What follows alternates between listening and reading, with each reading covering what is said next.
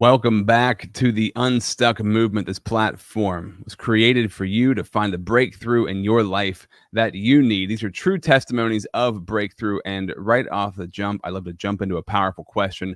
Great questions in our lives bring bigger breakthroughs in our lives. Today, we have the incredible Rick Ornelas with us on the podcast. Rick, the question I want to ask you right here at the jump, what was the final straw for you that confirmed to you that you can't stay in the same way that you've been doing things throughout your life? What straw broke the camel's back and created massive change for you? Well, that is a big question indeed, Rob, and thank you for having me on the show. It's an honor to be here. For me, that came in 2020 when the pandemic hit. And like a lot of us, that illusion that we have of control was taken away, that, we have some sort of control over our lives, right? Where, it's completely taken away and we're all forced into quarantine and, all these rules and everything, which, just a little side note, I don't do well with rules. And so we're all forced into that situation. And I had been hearing, this voice inside or, pray or different things and there had been lots of signs along the way of, it was time to change. It was time to focus more on others and not focus so much on myself and really create a bigger impact that I was supposed to do more. And 2020 was a time, during when we're smack dab in the middle of it, that was a time, you go back to like March, April, 2020, when everything starts. And that's a time when a lot of people were suffering. People were struggling and people were dying. And I too went into a dark place. I had my main client, who I was technically employed with, coaching wise as their COO. They had to lay me off to help with the financial situation. And so I was laid off there. And then a lot of my clients said, "Hey, let's put services on hold because we don't need them right now." And so I found myself getting very anxious, unsure of how I'm going to pay my bills, feed my family. And that is not a typical place for me. I'm a very positive person. I don't get stressed very easy. I'm not a very nervous person. And I think the big part was losing that control and not knowing what the future held. So I became very anxious and worried and went into a dark place for, a short period of time, for a few weeks.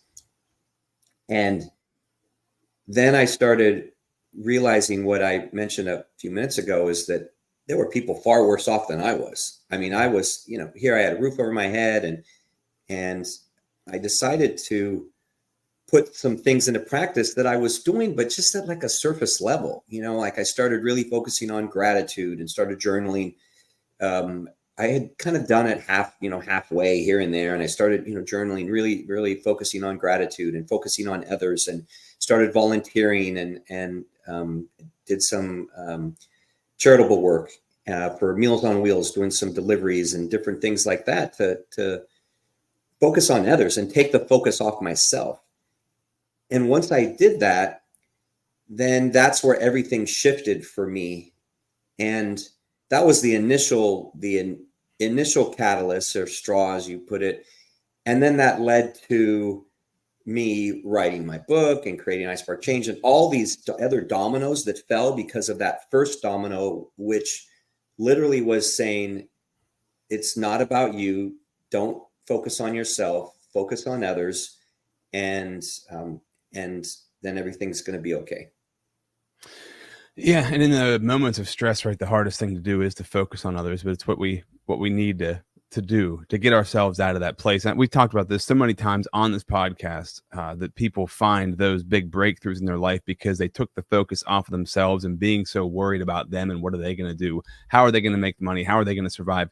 They changed the focus to service, and that's when those things change. That's when God's gifts show up, right? The gifts that you were given in your life, and you find those gifts and you work from those gifts and you find a way to serve others.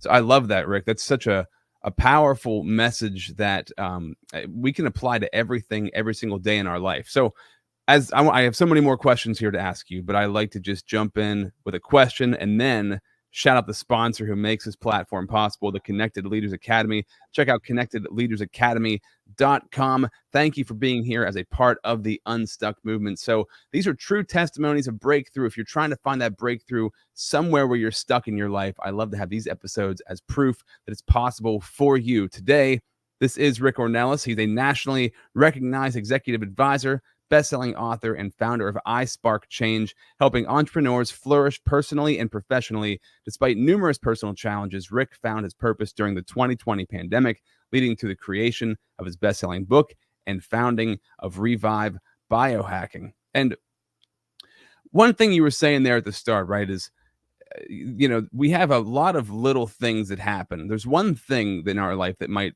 be the straw that breaks the camel's back, where we have that major breakthrough. But throughout our life, we're getting glimpses that we should be making a change throughout our life. And we might be making incremental change throughout that, right?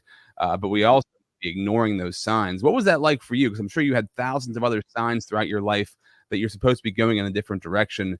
And humans can be stubborn. So what was your journey like in that experience? Yes, that's such a true statement, Rob. And I'm probably at the top of that list when it comes to stubbornness. But the biggest thing that comes to mind is, and as you said, there are a lot. I'd say I could easily go back to my upbringing and my parents. They instilled a lot of good values in me. Service is one of them, to serve others. And it was something that, as you become a teenager and you move away and you lose sight of those things, and, did things like stop being involved in my church and things like that, where service is a natural, extension of what you do there, because I was just focused on myself. Like I said, I was focused on myself. And in right around 2000, year 2000, I was married. I had two young daughters at the time, and they were young. They were 1 and 4, very little. And I was still very selfish in many ways. I'd leave my wife at home when I finished work, I'd come home and right away I'd go to the gym, go play basketball for 2 hours, and leave her at home with the kids, getting them ready, doing all the things that you do with little ones. And I wasn't as focused on I was just young and ignorant to what it took to be a father. Right. Mm-hmm. And one day we were living in Southern California, where I'm from. And one Sunday afternoon, we're driving back. We had driven a couple hours south of where we lived, and we're driving back from a children's birthday party that we had gone to down there.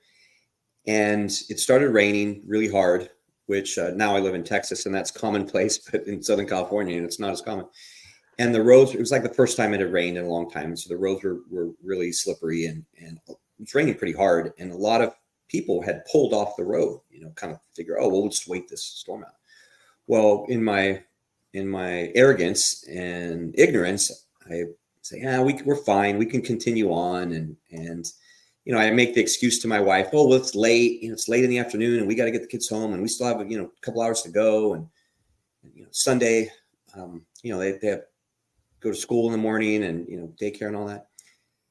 And so I continue on. I'm driving, probably faster than I should, not excessive, but faster for what the conditions were. And I lose control of the vehicle. I hit a huge puddle and start hydroplaning and lose control of the vehicle. And I was in the first lane, the slow lane, and we start spinning out of control.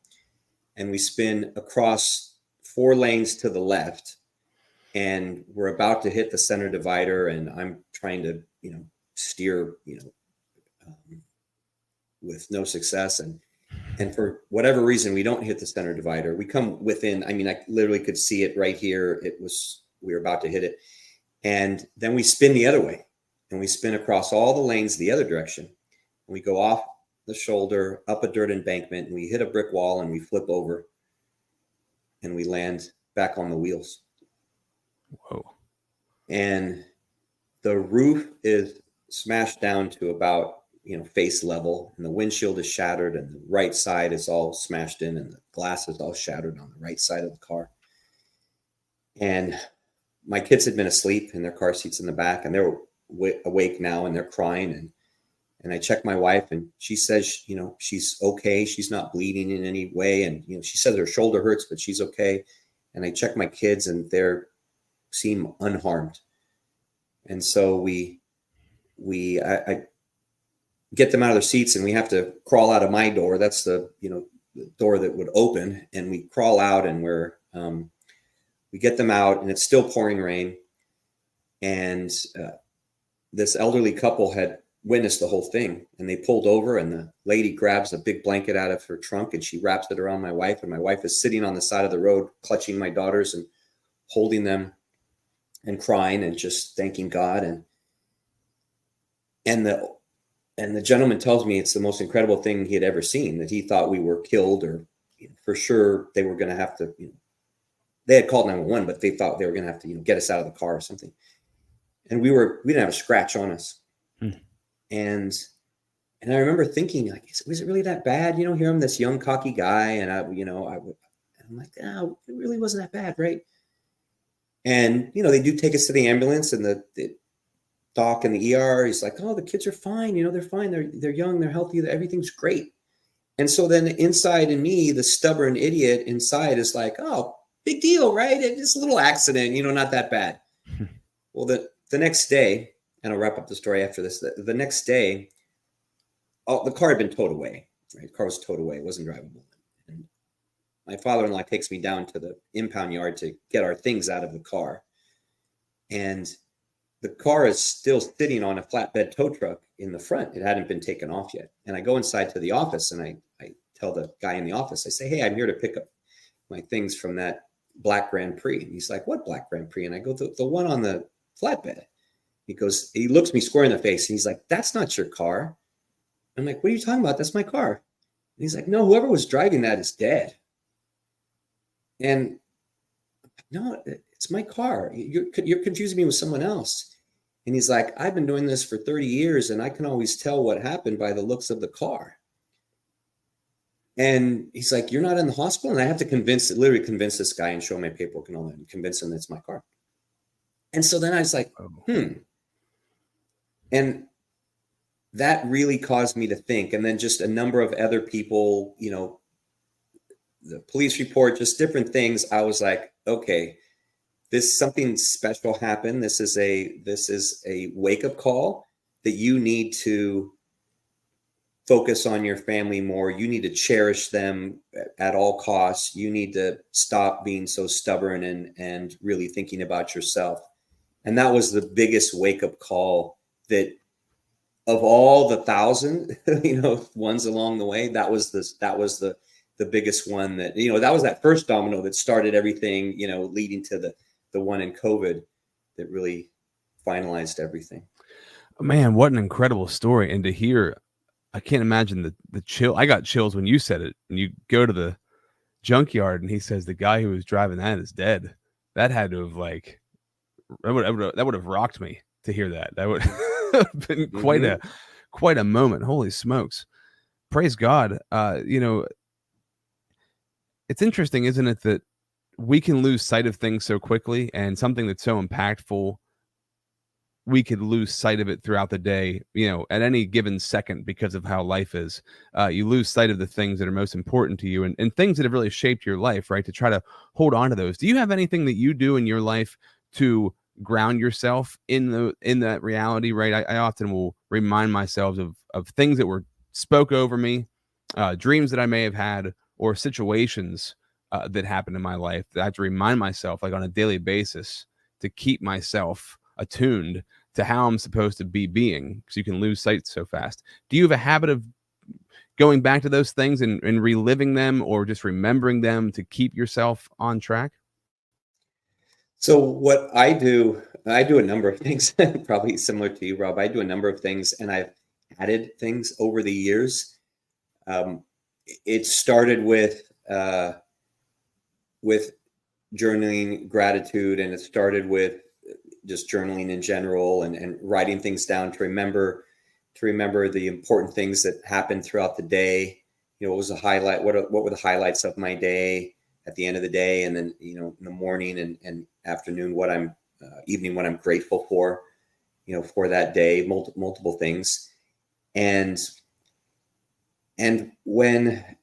this actually happened prior to the pandemic, is I had read a book by Brendan Bouchard talking about, you know, what really changed his life, and really figuring out what was important in his life.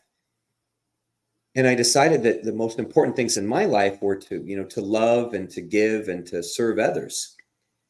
And at first, I got a bracelet, you know, this little bracelet that had engraved, and I would wear that bracelet that said, you know, love, give, serve. And then I had it pop up as a you know, I'm big with my calendar to stay organized. And I had it pop up as on my calendar, you know, multiple times a day to see it and remind me, and pop up on my phone, this little reminder, you know, in the early times.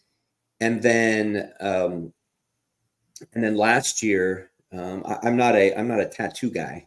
My wife has multiple tattoos. I've had none, and said there was never anything that I would want to put on my body. And then last year we were in Israel on a Holy Land trip, and someone in our group was going to the oldest tattoo parlor in the world that's been around since the year 1300. Wow. And they have these stamps that are 600, 700, 800 years old from the Crusades, that are stamps made from these wooden stamps that were used for tattoos back then when people would do Holy Land trips. And so I literally had, and I don't know if you could see, if I can get this in here, I literally had a cross, a crucifix with the words love, give, serve. And the crucifix is one of those stamps, 700 years old, and had that tattooed on my arm as a constant reminder that that's what I'm here for. That's what's most important in my life. That's my purpose in life. And it was when I really figured out what my purpose was. And as I said, this goes back a few years, that now, you know, I have those reminders. I still have that in my calendar. I still have it on, you know, I have those visual reminders. For me, it's gotten to the point now that it's years later that it's just in here, that I know that inherently. And so I try to seek that out in different things I do, or I try to, if not in the moment, then at least reflect on it at the end of the day. You know, examples of that. I love that, man. That's so good. I don't have any tattoos either. I've always felt like there's nothing that needs to be on me, because if I need to know it, then I know it. But if I was in your situation, I think I would have done the same thing. If I was at the oldest tattoo parlor in the world from 1300 and they had tattoos from the Crusades, I think I'd probably do the same thing, man. That's incredible. That's incredible. And what a powerful way to remember your message and to be able to live out your story through having that tattoo. That's incredible, man. So real quick, we have to jump into the sponsor of the podcast for 60 seconds. But before we do that, when we come back, I want to talk about in 2020, when you had this major breakthrough, it led you to launch iSparkChange.com. So that's the world's first social impact driven social media platform, you know, for people doing positive and impactful things for humanity.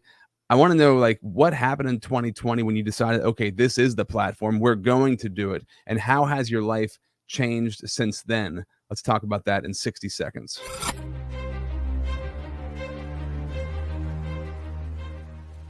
Hi, my name is Jose Escobar, and I'm the founder and CEO of the Connected Leaders Academy.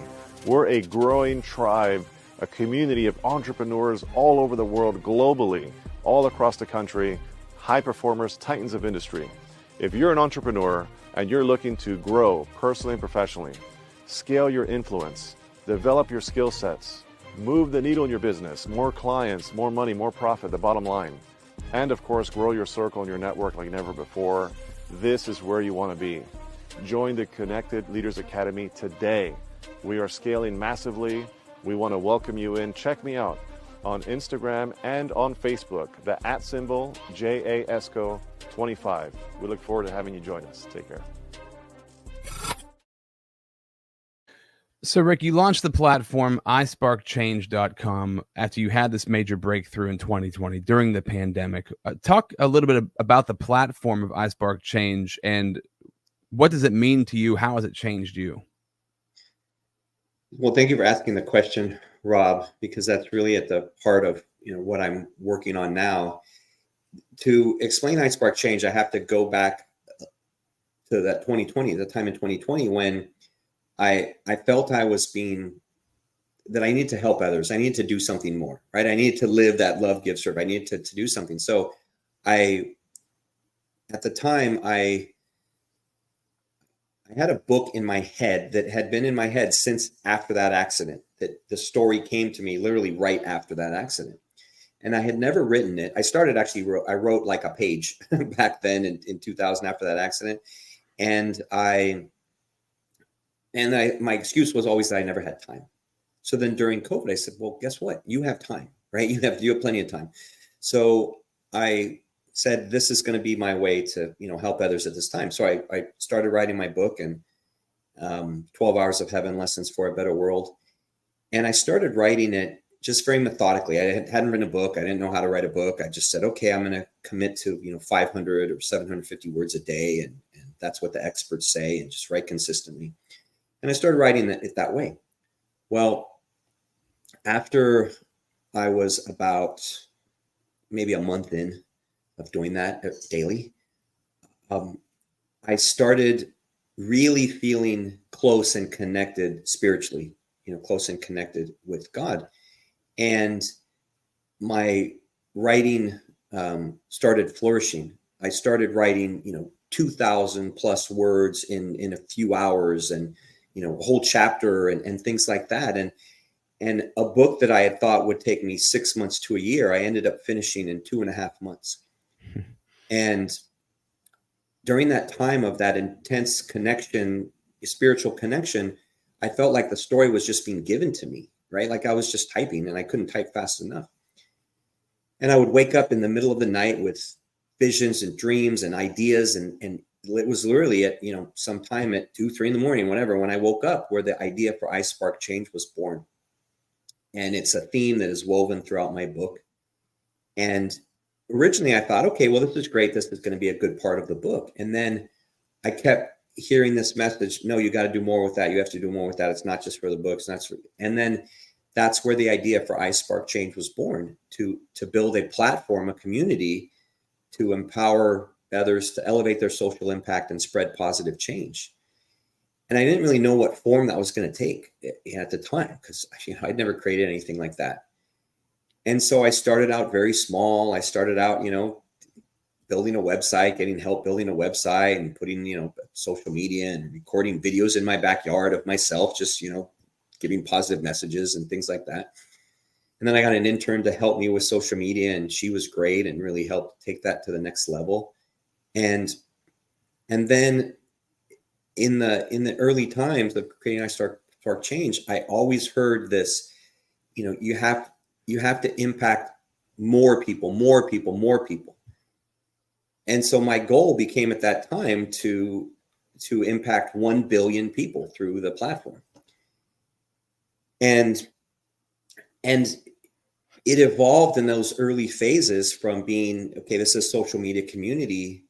And the idea was always to build the world's first social impact driven, social media community. So literally it's gone, in the past 3 years, from a community on social media, on our website, newsletter, podcasts, different ways to provide inspiration, motivation, positive content, amplify the stories of others, have amazing people on the podcast like you do on your show to share their stories and share how they're making the world a better place and impacting others. We call them social impact heroes.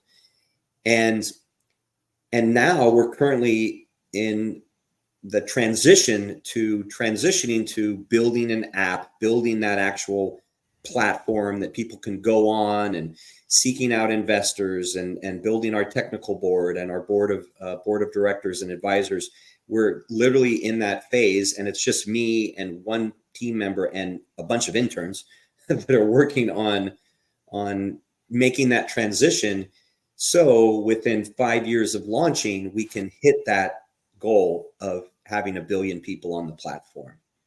And it's been, it's a slow process. It's not, Rome wasn't built in a day, so to speak. It's been 3 years, and we're just at that point where we're working on all these things to take it to the next level. And that's really what it's all about, is to make one central place where everyone that is doing something positive can connect, support, and empower one another.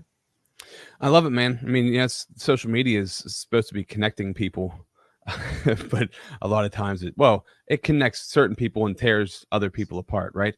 It does both at the same time. And I try to live by this, and I mean, I fail on a regular basis, but I think everybody should try to live by using social media, not letting it use you, right? So using it for a powerful impact or for change is how we should be using social media. I want to go back to when you were writing the book, 12 hours in heaven, right? Yes. What does the title mean as far as the contents of the book? Like, give me like that title. That's a powerful title. And whenever you said it to me, I was very interested in like, what kind of transformation or what happened to you that's the title for the book. And like you said, you were getting these downloads as you began to write. Give me some insight into what the book is all about. Is it kind of like the leading up to what iSpark Change is?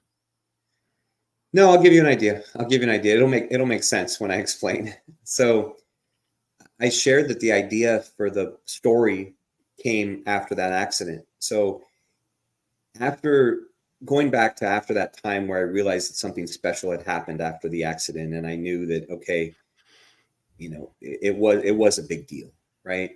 And my mom had given me a little guardian angel pin, this little gold pin of an angel that she said, I want you to stick this in your car. And so I stuck it on the visor of my car, my new car. The other one was totaled. And one day, and after that time, I would find myself just like daydreaming, reflecting, thinking a lot. I had to drive a lot. I was in sales. I had a lot of windshield time, and I would find myself just really thinking about, what happened about that accident, right?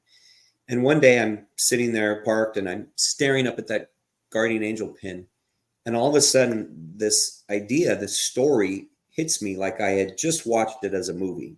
Have someone ask you after you watch a movie, like, what's it about? And you have the whole story in your head, right? It was just like that. That's how I visualized it. And I was like, wow, this is a really powerful story. This is really special. And that's where I said, I should write this. And then I, wrote a page and abandoned it, never did. And that's the story that became 12 Hours of Heaven. And what the book is about, and this is how it related to me, is the book is about an angel that is sent down from earth, and he finds himself trapped in an elevator with 10 strangers, and they're trapped overnight for a period of 12 hours. And that's where the title comes from, 12 Hours of Heaven. They don't know he's an angel, and he's trapped in there in the elevator with them. But the important part is that, much like I felt I was helped, in the time that they're together, he's able to help each of them through the biggest challenge of their lives. And those are the lessons for a better world that they each learn. And these are things that I had learned over that period of 20 years that became important to me, like practicing gratitude, or loving, or giving, or serving, or having faith. These are all the lessons in my book. These are all things that had impacted my life, and had led to me changing, all years later, and the gradual changes like you talked about earlier, and the big shifts. And so I don't know why the story was given to me in that fashion, or why it took 20 years of development and marination and growth on my part. I feel I wasn't ready to write it at that time. And then after those 20 years, I was ready, because I had learned all those things. And I didn't know what the title was going to be back then. I just knew, hey, this angel's going to come down and help people. And they're all trapped. And I coincidentally had been, and maybe I was thinking about this at the time, but when I was like 12, I was trapped in an elevator for like 6 hours with some buddies, because we were messing around with the buttons, and we got trapped in a glass elevator on the side of a building. But But I don't think I've ever even shared that on a podcast. But it's how it came to me and how it spoke to me, and that's how I wanted it to speak to others, and in that creative story of learning those messages and those lessons. It's really it's interesting to me hearing about hearing you talking about it, because it was something that the concept, and I just think it's really cool that you were given this story, but the story directly relates to the stories and the lessons you've learned in your life. It's like, it sounds like something God just gives you, and a very powerful story to learn. We learn everything through stories. We learn the best, and things stick with us when they come through stories. So it makes sense that that's how you got that story, to put those lessons that you've learned into place, into a book. And I really think that that's a God-given sort of thing. And the way you say you were writing it down and it was just kind of coming to you. I'm curious for yourself. So what made you come alive earlier in life, and what makes you come alive now? So say when you were 30, what made you come alive compared to what makes you come alive now? How has that changed? That's an easy one, because all you have to do is think about the type of person I was then and the type of person I am now. So when I was 30, what really drove me to come alive was being on top, was winning. I was ultra competitive. I did a bunch of sports. It was just hitting goals, being on top, winning, is those type of things. And while those things are still important, I set goals. I want to hit them. Now it's just all about the service aspect. It's all about living that purpose. It's all about, doing for others. And it's something I have to work on every day, that balance, because, that's still at the heart of who I am, that competitive driven individual. How do I balance that with really putting the focus on others? And what I found, and, I think this is a secret that some people find in their lives or know, is that the more I am able to do those things, to love and give and serve others, the more I make it about them. Just like in the pandemic, the more I make it about them, the more I win, the more it does for me. It's like the old saying, it's better to give than receive.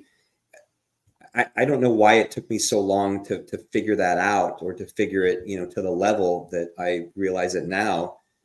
But it's so simple. It's just so simple. It's just, do something for someone else. You're like, wow, I feel 100 times better, as opposed to just doing it for myself.